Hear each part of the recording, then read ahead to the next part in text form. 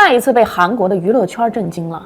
大家有没有发现，最近热搜上频繁挂着一个韩国人的名字金秀贤？没错，就是来自《星星的你》的主演都敏俊熙。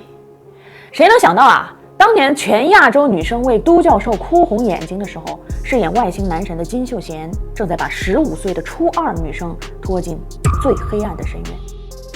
今天我们就来从财经的角度揭秘一下韩国娱乐圈与韩国财阀那些说不清道不明的往事。起因是这样的，韩国媒体爆料，25岁的韩国女演员金赛纶在家中自杀，恰好死在了金秀贤生日的这一天。媒体咋说的呢？说这2015年15岁的童星金赛纶认识了大他一轮的金秀贤这会儿女方还在上初二呢，这一大一小就谈起了恋爱。再到后来呢，金赛纶直接加入了金秀贤的经纪公司，成为了旗下艺人。直到2022年呢，金赛纶酒驾逃逸被封杀，公司替他垫付了7亿韩元的赔偿。他曾多次公开感激说呀，多亏了有欧巴在啊。结果到了24年，公司开始追讨这笔债务，还威胁他要诉讼。金秀贤也失联了，甚至把他的联系方式和隐私卖给了狗仔。于是这个曾经给他无数希望的男人，最终还是亲手覆灭了他。这个事情传到中国呀，那网友几乎是一边倒的痛骂这小子纯纯的诱骗未成年嘛，该去坐牢。但是韩国媒体呢，对于金秀贤和未成年女孩交往的事儿，那是避而不谈。不少权威媒体更是集体性的装聋作哑。话说这韩国娱乐圈的黑暗也不是一天两天了。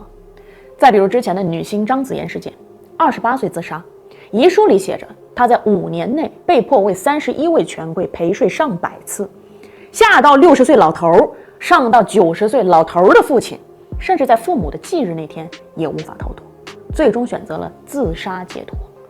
但10几年过去了，他遗书名单上的那些恶魔们却依然在逍遥法外。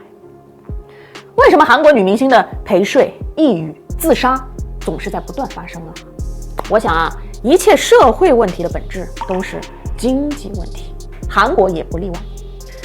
1998年亚洲金融危机，处于破产边缘的韩国政府发现这一部《侏罗纪公园》的票房收入能顶得上150万辆现代汽车的销量，于是他们就把文化输出定为了国家战略。在文化立国的政策扶持下，大批量的娱乐经纪公司就像雨后春笋般诞生了。蓝色生死恋、冬季恋歌、浪漫满屋大长今，一大批经典韩剧霸屏亚洲这个过程中，韩国政府当时也是赚得盆满钵满。一部《太阳的后裔》创造的外汇收益就超过了8.7亿美元。如今的韩流文化更是成为了韩国仅次于汽车的第2大出口创汇产业。韩流明星也成了韩国的外交工具和重要的经济资产。你像川普访韩的时候，韩国政府是让男团助阵的；文在寅访华的时候，也带上了 XO 和宋慧乔。那如果说法国的外交特产是 LV 是香奈儿，那么韩国呢，绝对就是明星。因此反而是在韩国版好莱坞，也就是中5路出道的明星，在韩国个个自带免死金牌吸毒、出轨、诈骗、酒驾，通通都不算事儿，反正最后都会原谅他。而作为中5路4小生之一的金秀贤，大概率这次也能被原谅。所以再回到开头的问题为啥在韩国这种女明星的悲剧总是在频繁发生正是因为娱乐产业在韩国拥有至高无上的地位，也催生出了韩国畸形的娱乐工业化体系。之前我们说过，韩国经济被财阀控制，那娱乐圈当然也不例外韩国最大的4家娱乐经纪公司 SM、YG、JYP、HYBE 就是财阀手中的赚钱机器。整个韩国娱乐业就像一个流水线工厂，艺人们呢就是零件，经过层层筛选包装，最后变成商品推向市场。举个例子2016年韩国一共也才5000多万人吧但当时韩国的练习生就已经突破了100万，但是最终能签约的只有1440人，也就是说700个人里边只有1个能成功出道。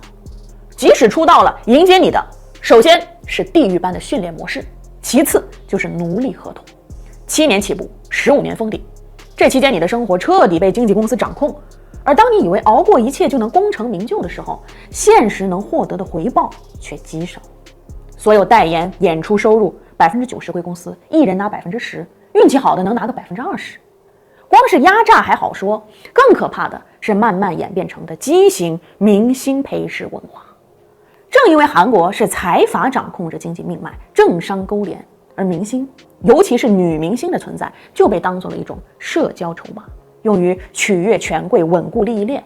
从练习生时期开始，娱乐公司就充当着中介的角色，为财阀大佬们输送性资源。艺人被默许出席各种私人派对，甚至被迫陪睡权贵，稍有不从便雪藏封杀。而财阀呢，也早已把明星陪侍当成了一种默认规则，一个电话就能让当红女明星乖乖现身。那问题来了，既然韩娱如此不堪，为什么还有那么多人抢破头去当个练习生呢？答案很现实，因为别无选择。社会财富被财阀掌控，阶级也早已固化，普通人生下来就注定好了是给财阀打工。那唯一的破局方式，仿佛只剩下了当明星啊！